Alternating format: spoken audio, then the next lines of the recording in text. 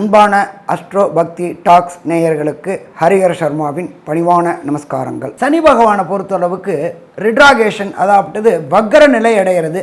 வக்ரம்னாக்க பலம் இழந்து காணப்படுதல். இருக்கிறதுலேயே சனியை போல் கொடுப்பவரும் இல்லை, சனியை போல் கெடுப்பவரும் இல்லை. அப்போ சனி கொடுப்பதை யாராலும் தடுக்கவும் முடியாது, சனி கெடுப்பதை யாராலும் தடுக்கவும் முடியாது. அதே போல் சனி பகவானை பொறுத்தளவுக்கு எல்லாருமே ஜோதிட சாஸ்திரத்தை சொல்லுவாங்க, சனி பார்த்த இடம் பாழ் அப்படின்னு சொல்லுவாங்க, சனி நின்ற இடமும் பாழ் அப்படிம்பாங்க. அப்போ இந்த காலகட்டங்களில் கும்பத்தில் இருந்து சனி பகவான் சதய நட்சத்திரம் 3ஆம் பாதத்தில் இருந்து வக்ர நிவர்த்தி அடையக்கூடிய சதய நட்சத்திரம் 1ஆம் பாதம் வரலும் என்னென்ன நற்பலன்களையும் என்னென்ன கெடுபலன்களையும் தருவார் அப்படின்றத ஒவ்வொரு ராசிக்கா பார்ப்போமா? அன்பான ரிஷபராசி அன்பர்களே, உங்களுக்கு இந்த சனி வக்ர பயிற்சி என்னென்ன நற்பலன்களை கொடுக்க போகுது அப்படின்னு பார்ப்போமா? சனி பகவானை பொறுத்தளவுக்கு உங்களுடைய ஜீவனஸ்தானமான 10ஆம் இடத்துல சனி பகவான் வந்திருக்கார். 10ஆம் இடத்துல ஒரு பாவியாவது இருக்கணும் அப்படின்றது தான் ஜோதிட சாஸ்திரம் சொல்லுது. இப்படி பார்க்கும்பொழுது 10ஆம் இடத்து அதிபதியே 10ஆம் இடத்துல இருக்கார். ரொம்ப சிறப்பாக, ரொம்ப சிறப்பு. அப்போ அவரும் இயற்கை பாவர். அவர் வாங்கியிருக்கிற நட்சத்திரமும் பார்த்திங்கனாக்க சதய நட்சத்திரம். அவர் பலம் இழக்கிறார். எப்போதுமே நல்லவர் நல்ல இடத்துலையும் கெட்ட கிரகங்கள் கெட்ட இடத்துலையும் இருக்கிறது தான் சிறப்பு அப்படின்போம். கெட்டவர் கெட்டிடுமாம் ராஜயோகம். நல்லவர் நல்ல இடத்துல இருந்தால் அள்ளி தருவாங்க. கெட்டவங்க கெட்ட இடமான 3, 6, 8, 12 மறைவு ஸ்தானங்களில் இருந்தால் அள்ளி கொடுப்பாங்க. சனி பகவானுக்கு வசந்த இடம் அப்படிங்கிறது 2ஆம் இடம், 11ஆம் இடம். இப்போ இவர் 10ஆம் இடமான ஜீவனஸ்தானத்தில் இருக்கார். சரி, ஜீவனஸ்தானத்தில் இருந்தாலும் அவர் வக்ரம் ஆயிட்டார். வக்ரம் அப்படின்னாக்க பலம் இழக்கக்கூடியவர். பலம் எப்போ இயற்கை பாவியான இயற்கை அசுபரான சனி பலம் இழக்கிறாரோ அப்போ மேலும் நற்பலன்கள் கிடைக்கக்கூடிய வாய்ப்புகள் உண்டு. இதை தவிர சனி பகவான் வாங்கியிருக்கிற நட்சத்திரம் இன்னொரு இயற்கை பாவரான ராகுவுடைய நட்சத்திரத்தை வாங்கியிருக்காரு. அது இன்னும் மேலும் மேலும் சிறப்புகள் கூட்டக்கூடிய வாய்ப்புகள் உண்டு.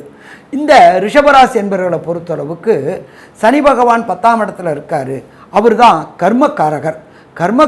10ஆம் இடத்துல இருக்கார் அப்படின்னாக்க கண்டிப்பாக சிறப்பாக. இதுவரையிலும் அடிமை தொழில் பண்ணிக்கிட்டு இருந்தவங்க சுய தொழில் புரியறதுக்கு இந்த சனி பகவான் துணை புரிவாரா? கண்டிப்பாக துணை புரிவார். அதை தவிர 9க்கும் 10க்கும் உடைய சனி பகவான் 10லேயே இருக்கார். இதுக்கு பேர் தர்ம கர்மாதிபதி யோகம்னு பேர்.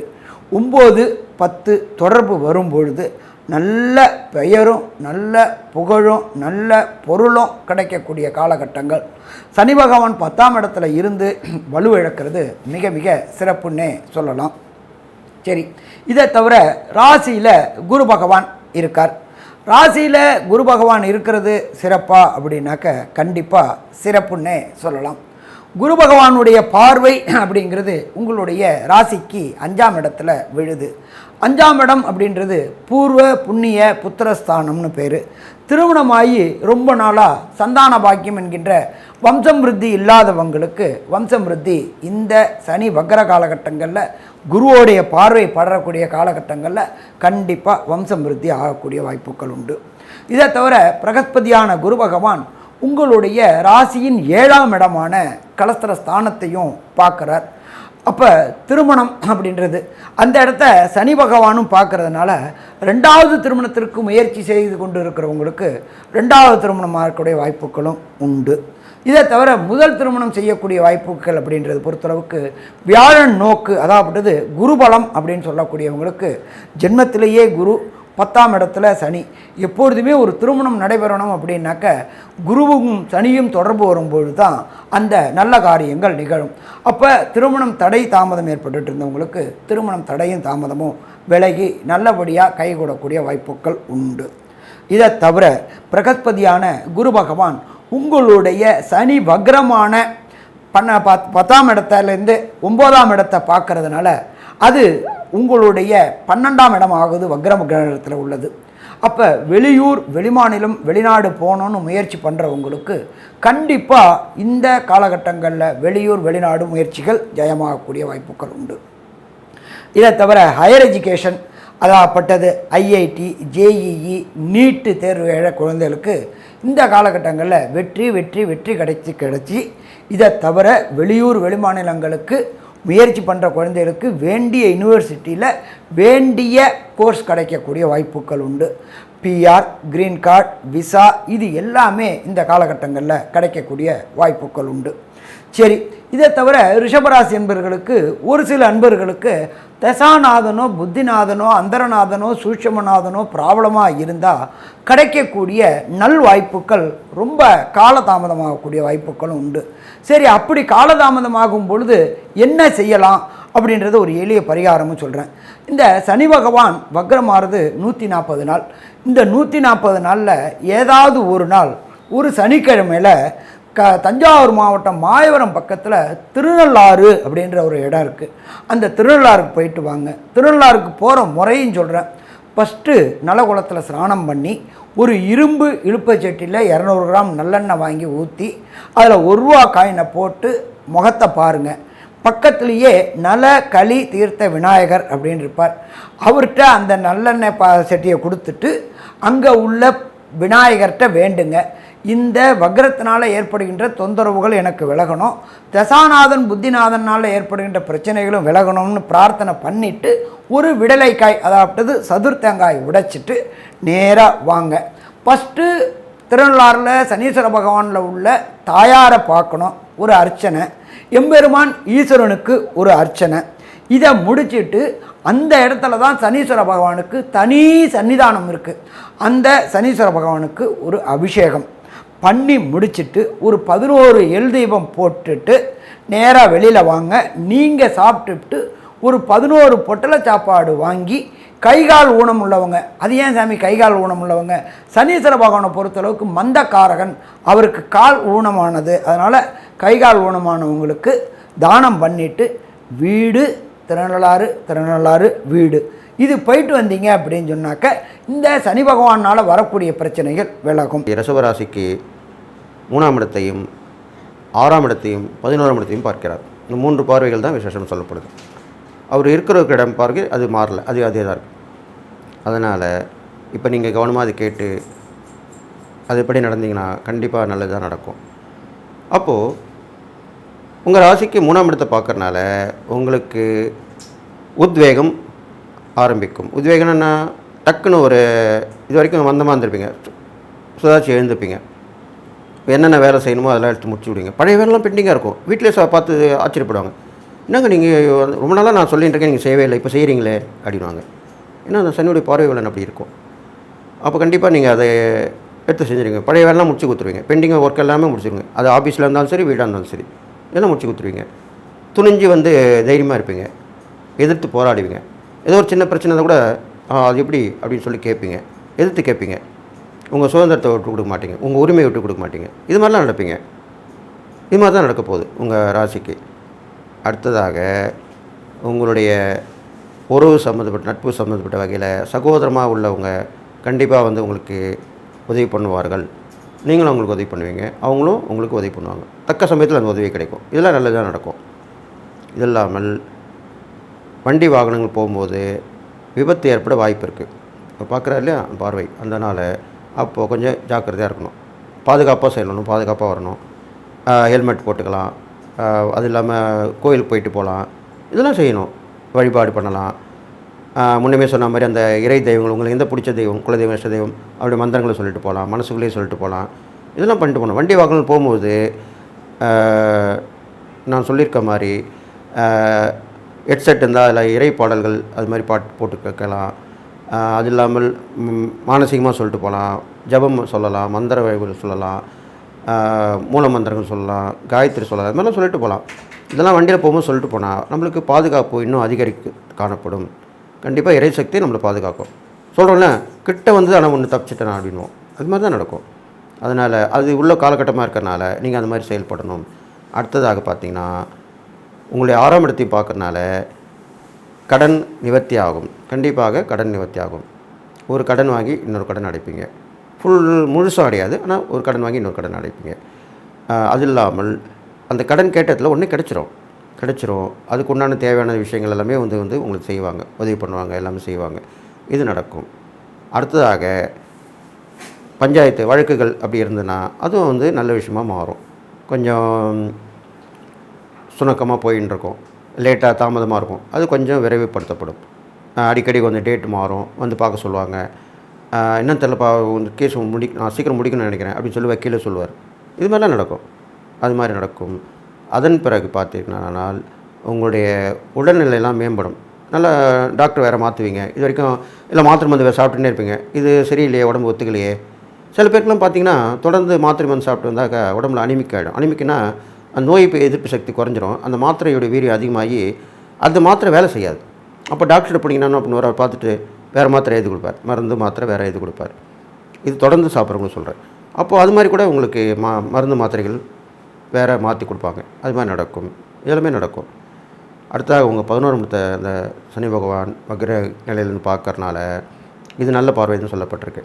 அப்போது 14ஆம் இடத்துல இருந்தாலும் பார்த்தாலும் உங்களுக்கு நல்லது தான் நடக்கும். அது உங்கள் ரிஷபராசிக்கு இறை வழிபாடு ரொம்ப உகந்ததாக சொல்லப்படுது. இறை வழிபாடு வந்து போது பெருமாள் கோயிலில் சனிக்கிழமையில் பெருமாள் கோயில் போகலாம். அவருக்கு துளசி மாலை சாத்தி அவருக்கு நெய் விளக்கு, எப்பவுமே பெருமாளுக்கெல்லாம் நெய் விளக்கு தான் போடணும். நெய் விளக்கு போடணும். நெய் விளக்கு போட்டுட்டு அவர் வணங்கி சுற்றி வந்து 11 சுற்றி வரணும். சுற்ற முடிஞ்சுன்னா 11 சுற்றி வரலாம். மாலை வேளையில் சனி கிரகத்துக்கு சனீஸ்வரன் கோயில் இன்னைக்கு கிரகம் நவகிரகத்தில் சனி பகவான் இருக்கார். அங்கே போயிட்டு அவருக்கு 11 எல் தீபம் கண்டிப்பாக போட்டுருக்கணும். கண்டிப்பாக போட்டுட்டு அங்கேயே நீங்கள் அந்த கோயிலை சுற்றி வரலாம். மூலவர் வந்து சிவனாக இருக்கலாம், அம்பாலாக இருக்கலாம், முருகராக இருக்கலாம், விநாயகர் இருக்கலாம்.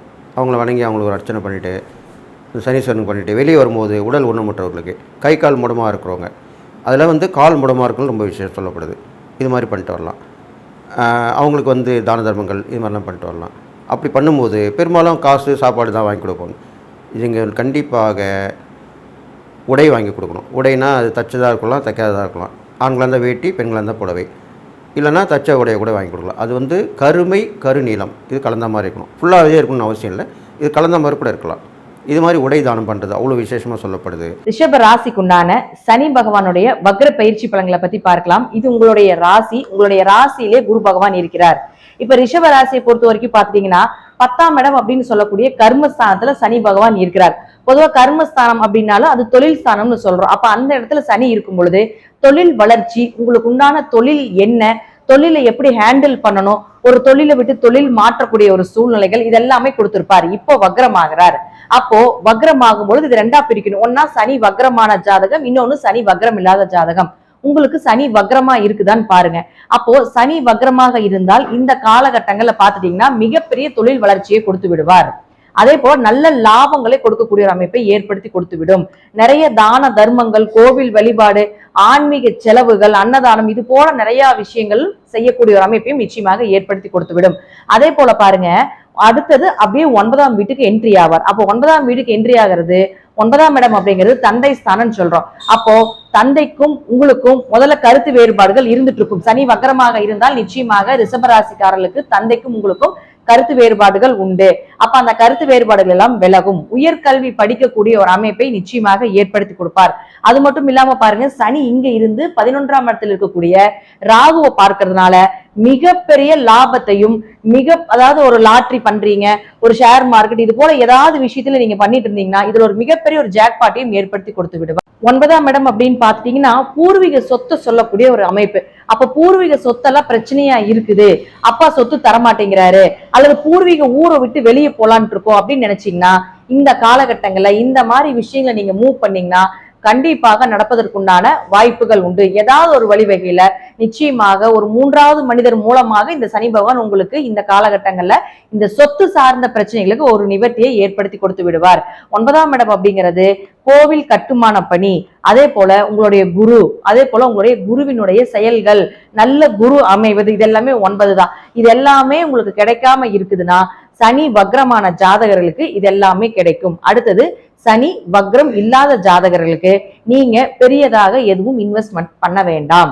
தொழில் சார்ந்த விஷயங்கள்ல என்ன போகுதோ அது கண்டிப்பாக ஒரு நல்ல விஷயமா தான் இருக்கும் அப்படிங்கறத மனசுல தெரிஞ்சுக்கிட்டு நீங்க என்ன இருக்கோ அதை கொண்டு போனீங்கனாலே போதும். சொந்த தொழில் பண்ணிட்டு இருந்தாலும் சரி, நீங்க வேலைக்கு போயிட்டு இருந்தீங்கனாலும் சரி, இந்த காலகட்டங்கள்ல கொஞ்சம் பிரச்சனைகள் நீங்க சந்திச்சீங்கன்னா ஒரு 5 மாத காலங்கள் தான், ஒரு 4 மாத காலத்துல இந்த பிரச்சனைகள் சரியாயிரும் அப்படின்னு நினைச்சுக்கிட்டு என்ன இருக்குதோ அதை வச்சு மூவ் பண்ணீங்கன்னா பெரிய அளவுக்கு இந்த சனி பகவான் பிரச்சனைகளை கொடுப்பது இல்லை. அதே போல பூர்வீகம் சார்ந்த சொத்துக்கள் இதெல்லாமே இப்ப மூவ் பண்ணாதீங்க. பண்ணுனீங்கன்னா பின்னாடி அடி உங்களுக்கு தான் விழப்போகுது. தந்தை சார்ந்த சொத்துக்கள், உயர்கல்வி சார்ந்த படிப்புகள், அதே போல உங்களுக்கு நல்ல குரு அமைவது, இதெல்லாமே கொஞ்சம் யோசிச்சு சிந்திச்சு செயலாற்ற வேண்டும். 9ஆம் இடம் அப்படிங்கிறது கோவில் கட்டுமான பணி, இதற்கெல்லாம் நீங்க உதவி செய்யும் பொழுது இந்த சனி பகவானுடைய வக்கரத்தில் இருக்கக்கூடிய ஒரு பார்வை உங்களுக்கு குறைந்து நல்ல பலனாக கிடைக்கும் அப்படிங்கறதுல மாற்றம் இல்லை. அடுத்தது பாருங்க, சனி பகவான் இங்கதான் இருப்பார். இந்த 2 இடத்தில் இருந்தாலும் கூட சனி வக்ரமான ஜாதகர்களுக்கும் வக்ரம் ஆகாத ஜாதகர்களுக்கும் சனி இந்த ஸ்டார் போட்டிருக்கக்கூடிய கட்டத்தில் எந்த கிரகங்கள் இருந்தாலும் அதனுடைய பாதிப்பையும் அதனுடைய நன்மைகளையும் நிச்சயமாக கொடுப்பார். ஒரு பாதிப்புக்கு அப்புறம் தான் சனி பகவான் நன்மை, ஒரு அனுபவத்துக்கு அப்புறம் தான் ஒரு யோகத்தை கொடுக்கக்கூடிய தன்மை இந்த சனி பகவானுக்கு உண்டு. இப்ப பொதுவா இந்த கட்டத்தை பார்க்கறதுனால அதற்கு உண்டான பலன் என்னன்னு நான் சொல்றேன். இப்ப பாருங்க, ரிஷபராசிக்கு உங்களுக்கு 3ஆம் இடத்தை பார்க்கிறார். அப்போ சகோதரர்களுக்கும் உங்களுக்கும் ஒரு ஒற்றுமை குறைவு, தைரியம் கொஞ்சம் குறையிறது. அதே போல 4ஆம் இடத்தை பார்க்கறதுனால வீடு மனை சொத்து சுகங்கள் சார்ந்த பிரச்சனைகளை கொடுக்கறது, கொஞ்சம் ஆரோக்கியத்துல கொஞ்சம் பிரச்சனைகள் கொடுக்கறது, அம்மாக்கு ஏதாவது உடல்நிலையில பிரச்சனை கொடுக்கறது, இதெல்லாமே வரும். அதே போல ரிஷபராசிக்கு அடுத்தது பாருங்க 7ஆம் இடத்தை பார்க்கிறார். அப்ப 7ஆம் இடம்னா கணவன் மனைவிக்குள்ள கொஞ்சம் கருத்து வேறுபாடுகளை கொடுக்கறது, பார்ட்னருக்குள்ள தொழில் பண்ணிட்டு இருந்தீங்கன்னா அதுல ஏதாவது ஒரு பிரச்சனைகளை கொடுப்பது, வியாபாரம் சார்ந்த விஷயங்கள் கொஞ்சம் தள்ளி போறது, கொஞ்சம் பண வரவை குறைச்சு கொடுப்பது, இதெல்லாமே கொடுப்பாரு. அடுத்தது பாருங்க, சனி பகவான் உங்களுடைய ராசிக்கு 9, 10 அதற்குண்டான பலனை சொல்லிட்டேன். அடுத்தது 11ஆம் இடத்தை பார்க்கிறார். சனி 11 பார்க்கும் பொழுதும் அங்க ராகு இருக்கிறதுனால கொஞ்சம் இது அதிகப்படுத்தி கொடுப்பதற்குண்டான வாய்ப்பையும் கொடுப்பார். அடுத்து 12ஆம் இடத்தையும் தொடர்பு கொள்கிறார். அப்போ கொஞ்சம் விரைய செலவுகளும் கொஞ்சம் மருத்துவ செலவுகளும் வெளிநாடு போயிட்டு வர்றதுக்குண்டான ஒரு சின்ன சின்ன தடை தாமதத்தையும் நிச்சயமாக இந்த சனி பயிற்சி மூலமாக இந்த ரிஷபராசிக்காரர்களுக்கு ஏற்படும் அப்படிங்கிறதுல மாற்று கருத்தே இல்லை. இப்போ அதற்கு என்ன பரிகாரம் பண்ணலாம் அப்படிங்கறதையும் நம்ம பார்க்கலாம். திருநள்ளாறு சென்று வருவது, குச்சனூர் சனி பகவானை வழிபாடு செய்வது, ஊனமுற்றவர்களுக்கு உதவி செய்வது, சனி பகவான் அப்படின்னா வயதானவர்கள் சொல்றோம், வயதானவர்களுக்கு உதவி செய்வது, அதே போல தாய் தந்தையர் காலத்துல அவங்களுக்கு உதவியா இருப்பது, இது போல செயல்களை செய்யும் பொழுது சனி பகவானுடைய தாக்கங்கள் குறையும்.